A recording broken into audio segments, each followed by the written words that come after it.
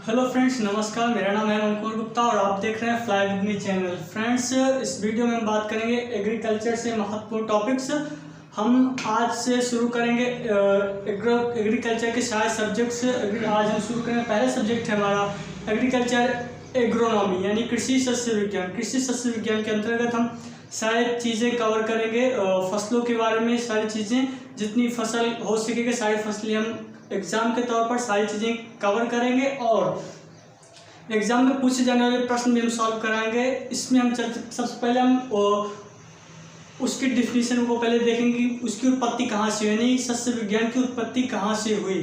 तो सस्य विज्ञान की उत्पत्ति सबसे पहले जो है, हम पहले सस्य विज्ञान से पहले हम कृषि के बारे में चर्चा करेंगे, क्योंकि कृषि से ही सस्य विज्ञान यानी एग्रोनॉमी आएगा। तो कृषि क्या है? तो कृषि जो है पृथ्वी के स्रोतों का इष्टतम उपयोग करने के भोजन, कपड़ा, ईंधन, इन सारी चीज़ों की हमें आवश्यकता पड़ती है हमारे जीवन में। भोजन, कपड़ा, ईंधन, इन सारी चीज़ों की जो क्रियाएं की जाती हैं सारी चीज़ें कृषि के अंतर्गत आती हैं। तो कृषि तो हो गए, लेकिन एग्रोनॉमी शब्द की उत्पत्ति कहाँ से हुई? Agronomy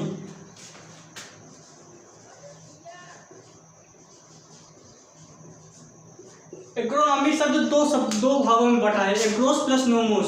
agarose plus nomos.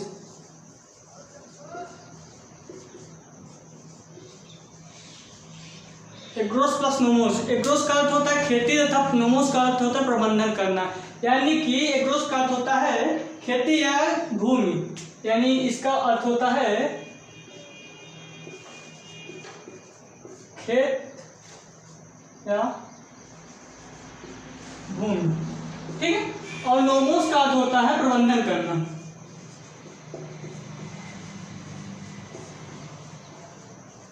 ठीक है, यानी कि भूमि का प्रबंधन करना ही एग्रोनॉमी कहलाता है, यानी सस्य विज्ञान कहलाता है। ठीक है, तो एग्रोनॉमी एक ग्रीक शब्द है, या जो है ग्रीक शब्द है।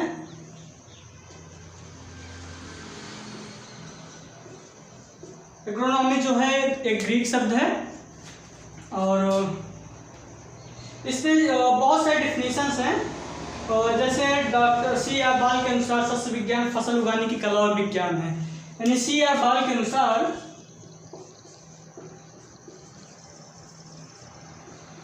C.R. बाल ने कहा कि जो है फसल उगाना कला और विज्ञान दोनों है। यानी फसल उगाना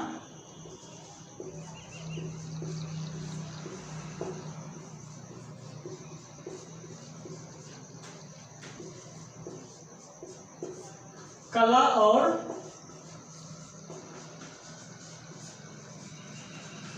विज्ञान दोनों, ठीक है।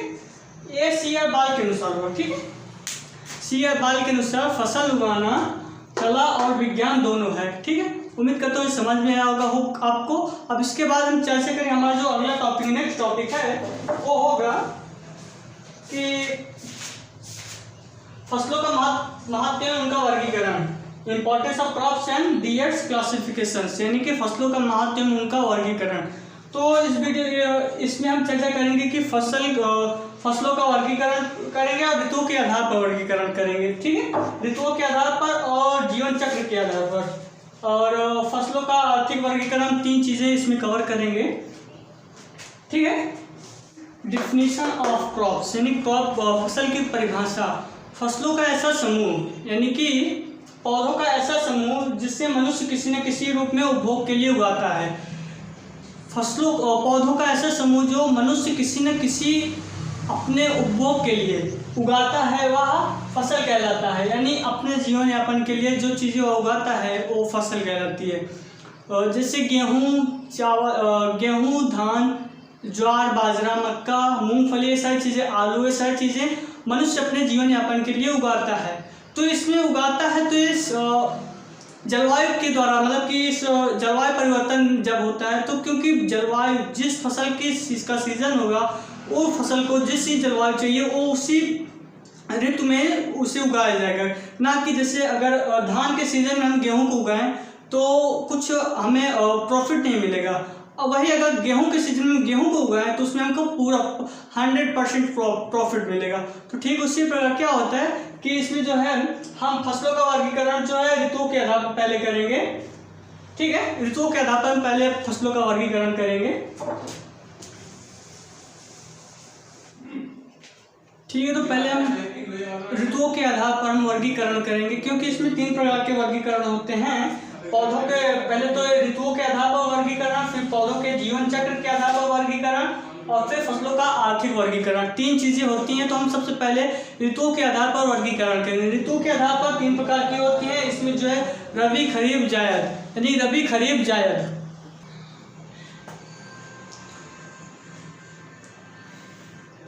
हमने बात किया कि ऋतुओं के आधार पर वर्गीकरण तो हमने जान लिया, ऋतुओं के आधार पर क्यों करते हैं। लेकिन हम ऋतुओं के आधार पर काटते हैं तो उसके लिए हमें क्या होता है कि कोई भी फसल बोने पर हमें उसमें सही टाइम पर वृद्धि और अंकुरण होना और सही वेग, हवा की दिशा, तापमान, उसके अनुमान होना और बहुत सारी चीज़ें देखनी पड़ती हैं। और इसी प्रकार से ऋतुओं के आधार पर हम उसका वर्गीकरण करते हैं। और अपने देश में जो है ऋतुओं के आधार पर 3 प्रकार से हम वर्गीकरण करते हैं। खरीफ की फसलें, रबी की फसलें, जायद की फसलें। खरीफ, रबी और जायद। खरीफ की फसलें क्या होती हैं कि इसमें जो है उच्च तापमान और आर्द्रता की आवश्यकता होती है।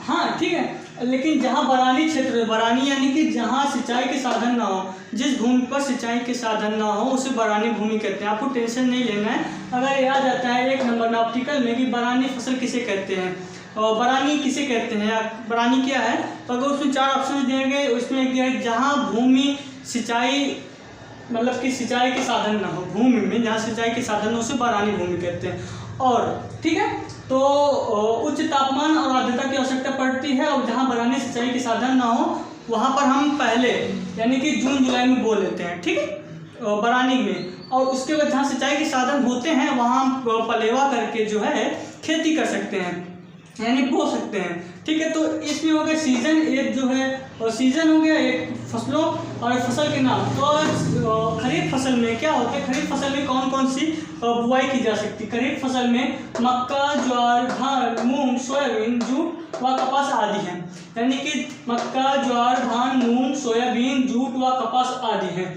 तो इसमें टेंशन नहीं लेना है, क्योंकि देखिए क्रॉप नेम मतलब कि खरीफ ऋतु यानी जून जुलाई में हम क्या करते हैं, आपने देखा होगा जून जुलाई में जो है धान की खेती की जाती है। अभी जो है धान की खेती ही हुई है हमारे इधर, जो है धान की खेती, यानी जून जुलाई का महीना चल रहा हो तो अभी लगभग अगस्त चल रहा है, आधा अगस्त बीत गया। क्योंकि धान जो है जो बेहन जो है वो मतलब पूंजा हो गया है, तो वो धान के रूप में अब उसमें कल्ले फूटेंगे कुछ समय बाद। ठीक है, तो एक बार हम धान को भी एक चैप्टर लेके पूरा हम क्लियरली बताएंगे।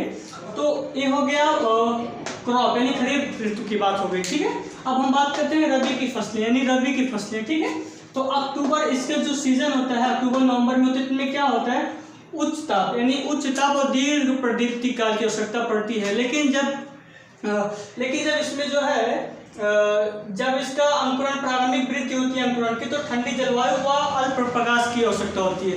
यानी कि देखिए उच्च ताप, दीर्घ प्रदीप्ति काल, यानी कि जब इसमें अंकुरण की यानी वृद्धि की पहला स्टेज जब चलता है, पहला स्टेज जब होता है तो इसमें जो है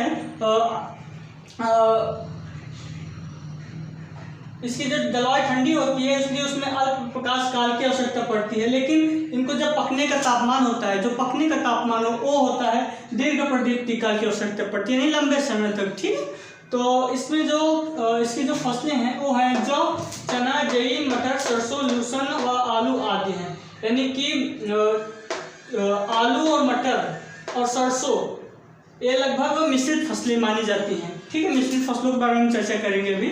मटर और सरसों, आलू, लहसुन, जई, चना, जौ। ठीक है, ये रबी की फसलों के अंतर्गत आती हैं। और आती हैं जायद की फसलें बची। जायद की फसलों में क्या होता है कि फरवरी और मार्च में उगाई जाती है, फरवरी और मार्च में। क्योंकि देखिए फरवरी और मार्च में क्या होता है, ककड़ी खरबूजा का सीजन होता है। ककड़ी, खरबूजा, खीरा, ये सारी चीज़ें मतलब कि पानी की जैसा मतलब जिन्हें पानी की आवश्यकता कम पड़ती है, लेकिन पड़ती है कि कम पड़ती है। ठीक है, तो इसलिए फरवरी और मार्च में खरबूजा, ककड़ी, मूंग, उड़द, सूरजमुखी आदि ये सारी चीज़ों का मतलब कि ये सारी चीज़ें बोई जाती हैं किसमें, जायद फसलों में, फरवरी मार्च के सीजन में। ठीक है, उम्मीद करता हूँ आपको समझ में आया होगा। तो एक बार फिर से रिपीट करता हूँ। खरीफ की फसलें जून जुलाई में, और इसकी फसल है मक्का ज्वार, और रबी की फसलें जो हैं अक्टूबर नवंबर में। एक टाइम टेबल बना लीजिए कि जून और खरीफ की फसलें कब आती है, रबी की फसलें, जायद की फसलें, ये भी हम बनाएंगे। तो ठीक है, ये सारी चीज़ें कवर हो गई। अब इसके बाद हम बात करेंगे जो है पौधों के जीवन चक्र के आधार पर वर्गीकरण। ठीक है, ये है ऋतुओं के आधार पर वर्गीकरण। ठीक है, ऋतुओं के आधार पर। अब हम बात करेंगे पौधों के जीवन चक्र के आधार पर वर्गीकरण। ठीक है, तो फ्रेंड्स हमने जो है ऋतुओं के आधार पर वर्गीकरण तो कवर कर लिया। उसके बाद कवर करेंगे पौधों के जीवन चक्र के आधार पर वर्गीकरण, यानी कि एक पौधा कितने वर्ष में, मतलब कितने साल में, कितने समय में अपना एक चक्र पूरा जीवन चक्र पूरा करता है। तो इसमें क्या होता है कि पौधा अपनी पूर्ण वृद्धि और विकास में कितना समय लेता है, इसके आधार पर यह वर्गीकरण निम्न प्रकार से है। ठीक है, यानी एक पौधा, एक फसल अपने जीवन चक्र का आधार कितनी समय लेता है, तो उसके आधार पर यह वर्गीकरण किया गया।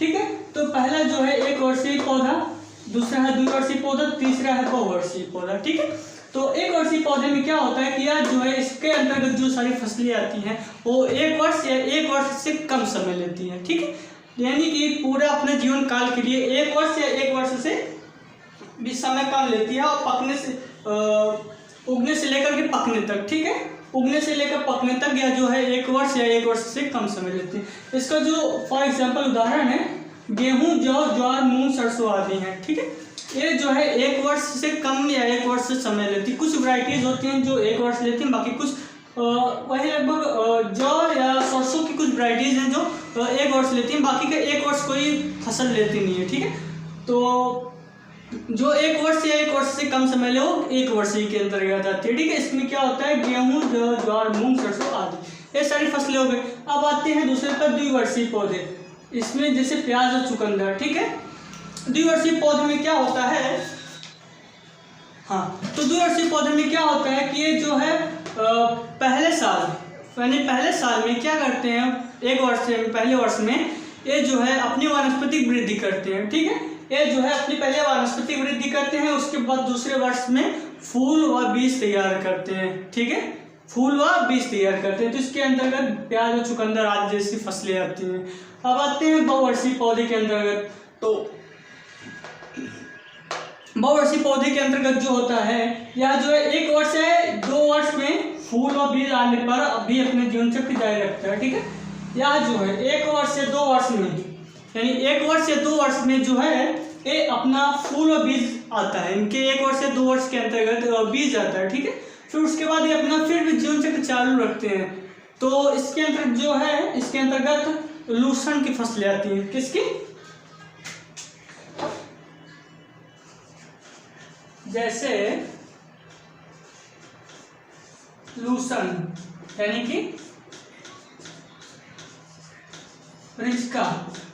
ठीक है, ये फसलें आती हैं। ठीक है, तो उम्मीद करता हूँ ये टॉपिक भी समझ में आया होगा। एक वर्षीय, द्विवर्षीय, बहुवर्षीय हमने पौधे के जीवन चक्र के आधार पर वर्गीकरण किया। अब इसके बाद हम करेंगे जो है फसलों का आर्थिक वर्गीकरण, यानी फसलों का आर्थिक वर्गीकरण, इकोनॉमिक क्लासिफिकेशन ऑफ क्रॉप्स। ठीक है, अब हम बात करेंगे फसलों का आर्थिक वर्गीकरण के आधार पर हम इसका वर्गीकरण करेंगे, फसलों का आर्थिक वर्गीकरण के आधार पर। ठीक है, तो इसमें सबसे पहले आता है अनाज की फसलें, धान्य फसलें।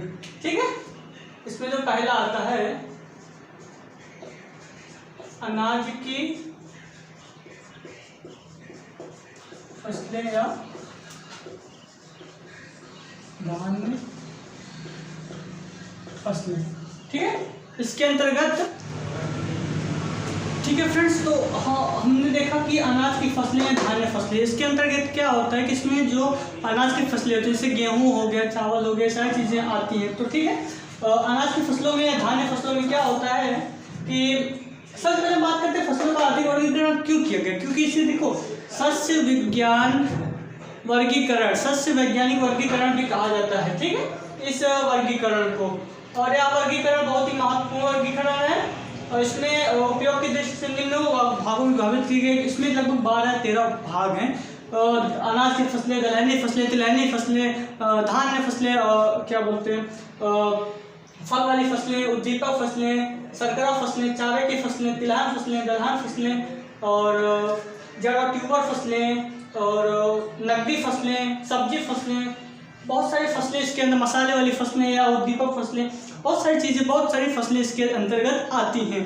तो ठीक है, तो हम पहले बात करते हैं अनाज की फसलें, धान्य फसलें। अनाज की फसलें, धान्य फसलें, इसके अंतर्गत क्या होता है, इस वर्ग के फसलों के दाने मनुष्य खाते हैं, दाने मनुष्य खाते हैं और वनस्पतिक भाग अधिकतर जानवरों को खिलाया जाता है। ठीक है, पशुओं को खिलाया जाता है। ठीक है, और इसमें क्या होता है कि इसका जो वनस्पतिक अंग होता है अधिकतर पशुओं को खिलाया जाता है। इसमें गेहूं, जौ, जई के अलावा मिलेटस यानी मक्का, ज्वार, बाजरा, और इसमें कुछ छोटी मिलेटस भी होती है जैसे सांवा, कोदो, चीना, काकुन, मंडुआ व कुटकी आदि चीजें आती हैं।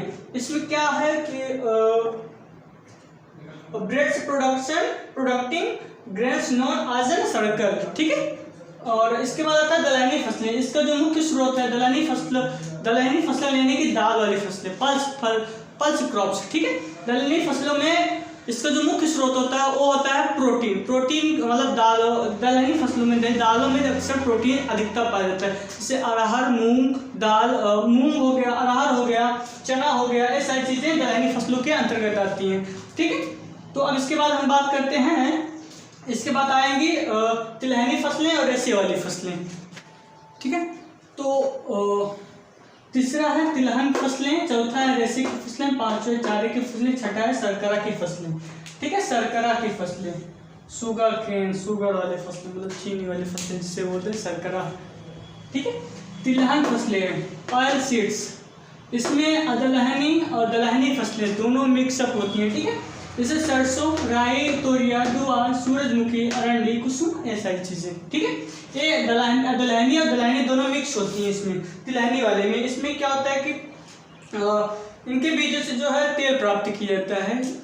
ऑयल सीड्स, तिलहनी तेल से मतलब ऑयल सीड्स, नाम से पता चल जाए ऑयल सीड्स, ऑयल क्रॉप्स। ठीक है, तो इसमें क्या होता है कि इनके बीजों से तेल प्राप्त किया जाता है। और आता है रेशे वाली फसलें, इसमें कपास, जूट और पटसन आदि हैं। इसमें हमें क्या होता है बोरा बनाना, ये सारी चीज़ें आदि आती हैं, बोरा बनाना, टाट व रस्सा आदि सामान तैयार करने हेतु ये हमारे जीवन में उपयोग की जाती हैं। ठीक है, तो इसमें कपास, जूट और पटसन आदि चीज़ें आती हैं। अब आता है चारे की फसलें। चारे के फसलों में क्या होता है, ये चारे की फसलें जो है इसमें सूखा चारा और हरा चारा दोनों चीज़ें आती हैं। इसको जो है ज़्यादातर जानवरों को खिलाया जाता है, ज़्यादातर नहीं जानवरों को ही खिलाया जाता है। ठीक है, तो चारे की फसलें जिसमें ग्वार, लोबिया, मोठ, मक्का, बरसीम, लूसन, नेपियर घास, जौ व गिनी घास आदि आती हैं। ठीक है, ये जो है चारे की फसलों के अंतर्गत आती हैं। अब इसके बाद आते हैं शर्करा की फसलें। शर्करा की फसलें नहीं चीनी, शुगर। ठीक है, शर्करा की फसलों में क्या होता है कि यानी शुगर क्रॉप्स। ठीक है, इसे बोलते हैं शुगर क्रॉप्स। इसमें ये जो है अपने तने में और जड़ों में, तनों में और अपने जड़ों में जो है शर्करा, तनों और जड़ों में जो है शर्करा एकत्रित करती हैं, उत्पन्न करती हैं। ठीक है, तो उसमें जो है गन्ना, चुकंदर, सारी चीज़ें आती हैं। अब आते हैं सब्जी की फसलों के अंतर्गत। सब्जी की फसलें, उद्दीपक फसलें, मसाले की फसलें। सब्जी की फसलें क्या होती हैं कि सब्जी की फसलें हम सभी जानते हैं, गोभी, पात गोभी, लौकी, भिंडी, प्याज, चुकंदर, ये सारी चीज़ें सब्जी वाली फसलें आती हैं। ठीक है, सब्जी की फसलें भिंडी, सेम, गोभी, तोरई, करेला, मूली, मटर, शलजम, सलाद, चुकंदर, पालक, गोभी, मेथी, प्याज आदि, ये सारी चीज़ें किसके अंतर्गत आती हैं, सब्जी की फसलों के अंतर्गत आती हैं। ठीक है, देखो दोस्तों, अगर वीडियो पसंद आ रहा तो वीडियो को प्लीज़ लाइक कर दीजिए, चैनल पर नहीं तो चैनल को प्लीज़ सब्सक्राइब कर दीजिए, अपने दोस्तों के साथ वीडियो को शेयर जरूर कर दीजिए। ठीक है, वीडियो पूरा देखिएगा। ठीक है, उद्दीपक फसलों के अंतर्गत क्या आता है, चाय, तंबाकू, पोस्त व काफ़ी, इनके उपभोग से क्या होता है, उत्तेजना मिलती है, यानी उद्दीपक फसलें इसे बोलते हैं। चाय, तंबाकू, पोस्त, कॉफ़ी, इनसे क्या होता है, उत्तेजना मिलती है। ठीक है, उसके बाद आता है मसाले की फसलें। मसाले की फसलों में इसमें क्या होता है, सब्जियों में हम तड़का मारने, सब्जियों अचारों में हम स्वाद लाने के लिए, ठीक है, स्वाद लाने के लिए जो है मसाले का प्रयोग करते हैं। इसमें जीरा, धनिया, अजवाइन, बहुत सारी चीज़ें, पुदीना, सौंफ, मतलब इसमें बहुत सारी चीज़ें, हल्दी, अदरक, मेथी, प्याज, मिर्च, लहसुन, तेजपात आदि, ये सारी चीज़ें किसके अंतर्गत आती है, मसाले की फसलों के अंतर्गत आती है। अब आते हैं इसके बाद जो है फल वाली फसलें, जड़ व ट्यूबर वाली फसलें और औषधि वाली फसलें। तो फल वाली फसलों के अंतर्गत क्या आता है, फ्रूट्स क्रॉप्स में खरबूजा, तरबूजा, ककड़ी, खीरा, सिंघाड़ा, मतीरा और कचरा आदि, ये सारी चीजें फल वाली फसलों के अंतर्गत आती हैं। और उसके बाद जो है जड़ और ट्यूबर वाली फसलें आती हैं, जो आलू ट्यूबर की फसल है जिसमें तना ट्यूबर को रूप में बदल जाता है। इसमें गाजर, चुकंदर और सलजम, मूली, ये सारी जड़ वाली फसलों के अंतर्गत आती हैं। और उसके बाद आता है औषधि वाली फसलें, जिसमें मेथा, पुदीना, तुलसी, पीपरमेंट आदि जो है औषधि वाली फसलों के अंतर्गत आती हैं। तो हमने इसमें क्या कवर किया, फसलों का आर्थिक वर्गीकरण, ठीक है। अब इसके बाद हम चर्चा करेंगे जो है फसलों के विशेष उपयोग के आधार पर वर्गीकरण, फसलों के विशेष उपयोग के आधार पर वर्गीकरण करेंगे। तो उम्मीद कर दो वीडियो पसंद आ रहा होगा, तो वीडियो को प्लीज लाइक कर दो, ठीक है। ठीक है, इसमें क्या होता है, फसलों के विशेष उपयोग के आधार पर वर्गीकरण किया जाता है, ठीक है। अब हमारे जो नेक्स्ट टॉपिक है फसलों के विशेष उपयोग के आधार पर वर्गीकरण। इसमें पहला जो है हरी खाद की फसलें। हरी खाद की फसलें क्या होती है, इससे हम सभी जानते हैं, ढैंचा, सनई, बरसी में सारी चीज़ें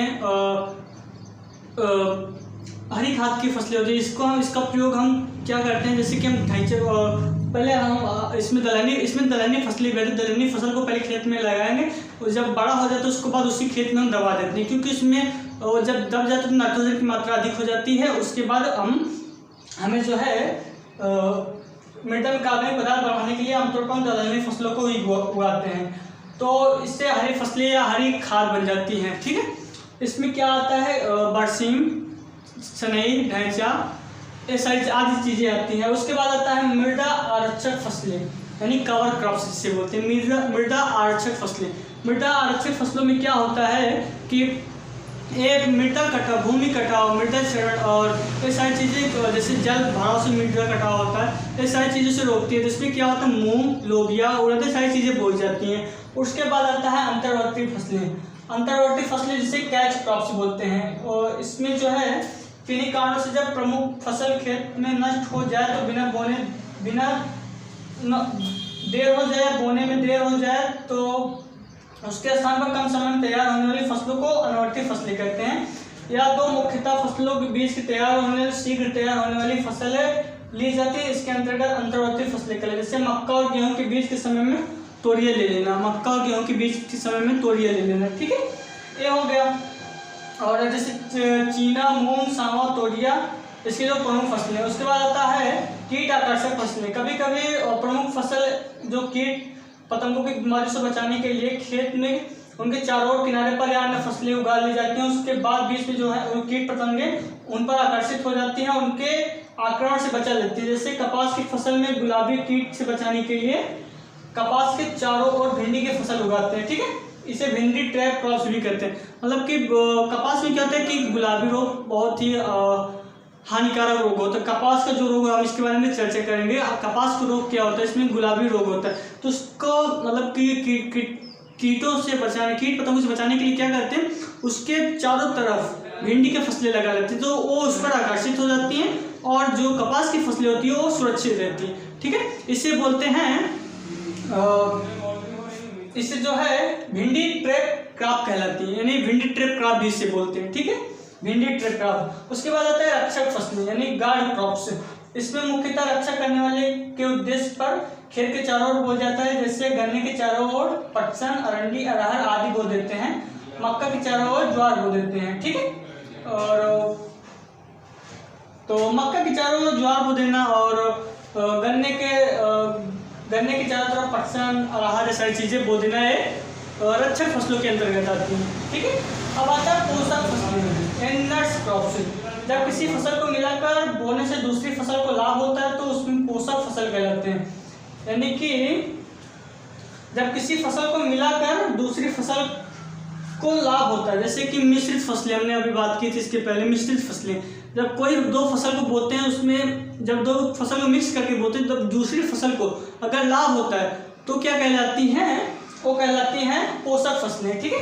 इसमें क्या, जैसे गेहूं के साथ चना बोने से गेहूं का चना द्वारा लाभ होता है, क्योंकि चना वायुमंडलीय नाइट्रोजन या यौगिकीकरण यानी फ्रिक्शन करके गेहूं को नाइट्रोजन की प्राप्ति कराता है, अतः चना पोषक फसल है, ठीक है। अब उसके बाद आता है सहचर या सहयोगी फसलें। इसमें एक ही मौसम में दो फसलें एक प्रकार साथ साथ बोई जाती हैं और अलग अलग पंक्तियों में, जैसे एक दूसरे की उपज में कोई हानि नहीं पहुंचती तो उन्हें सहयोगी फसलें भी कहते हैं, जैसे साथ देना। ठीक है, सहयोगी फसलों में साथ देना। ठीक है, ये हो गया। इसके अंतर्गत जैसे हम मक्का की दो पंक्तियों के बीच एक पंक्ति में उड़द की बो दें, यानी दो पंक्ति की हम मक्का की बो देते हैं, यानी कि ये जो है मक्का है इसके बीच में हम उड़द बो देते हैं। ये है मक्का, ठीक है, ये भी है मक्का, इसके बीच में क्या बो देते हैं, उड़द। ठीक है, मक्का का साइंटिफिक नेम क्या होता है, कमेंट सेक्शन में बताओ। मक्का का साइंटिफिक नेम होता है GML। ठीक है, ठीक है, ये हो गया। ये आता है किसके अंदर, और साचर सहयोगी फसलें। उसके बाद आता है शिकारी गलत होटू फसलें, प्रेयर स्मूथरिंग क्रॉप्स। ये वे क्रॉप्स होते हैं जिनमें अपनी उपस्थिति द्वारा फसल को अवांछित पौधों से छुटकारा दिलाती है, जैसे सनई बरसीन खतौरों की वृद्धि में बुरा प्रभाव डालती है। सनई जो है बरसीनों की फसलों पर बुरा प्रभाव डालती है। ठीक है, और इसके बाद आता है सहायक फसलें। हाँ, सहायक फसलें आती हैं। सहायक फसलें जो होती हैं कि उपज बढ़ाने के लिए बोई जाती हैं, जिससे कि ज्वार के साथ ग्वार, बरसीन के साथ सरसों मिलाकर बोना। ठीक है, हमने कहा कि मिश्रित फसलों के अंतर्गत जैसे तभी हमने बात किया था कि आलू, सरसों और मटर, ये तीन चीजें मिश्रित फसल मतलब मिश्रित करके बोई जाती हैं।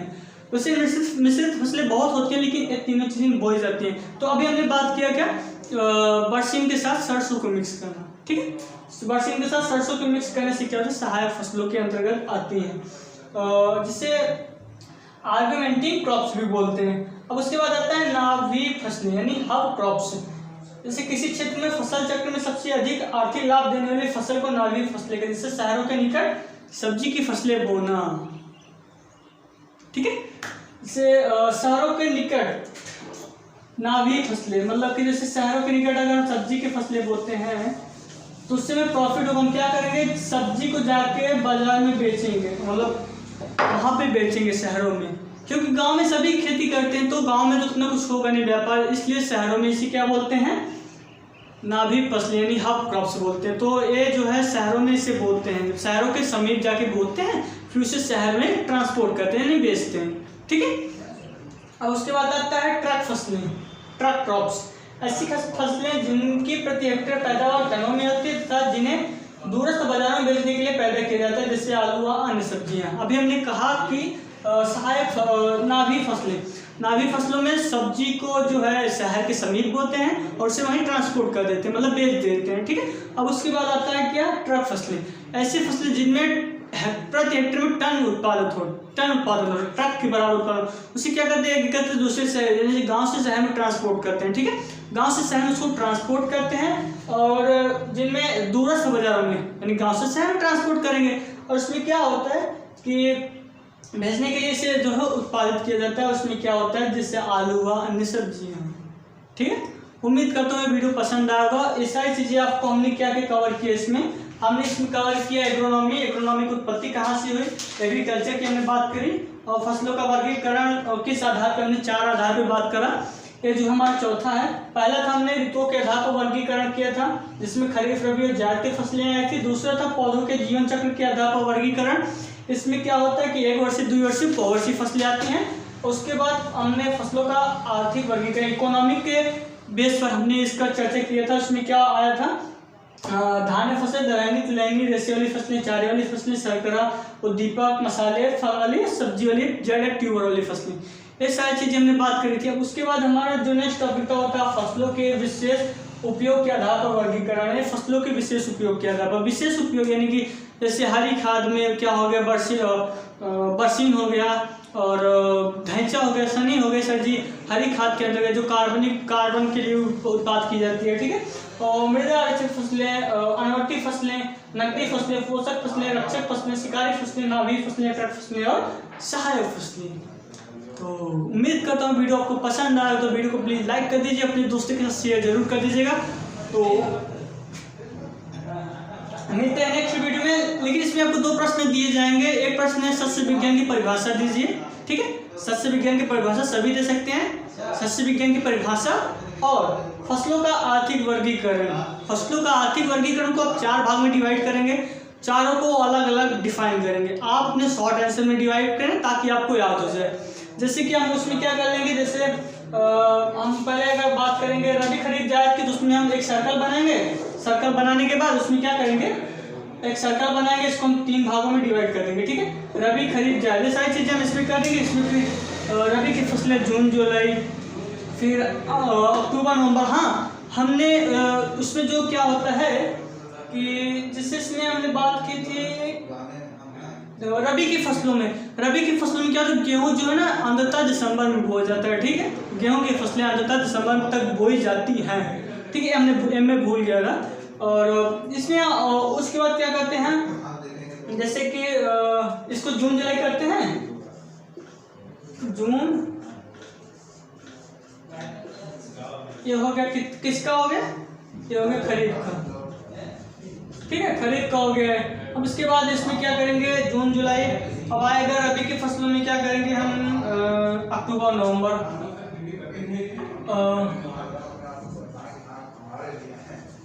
अक्टूबर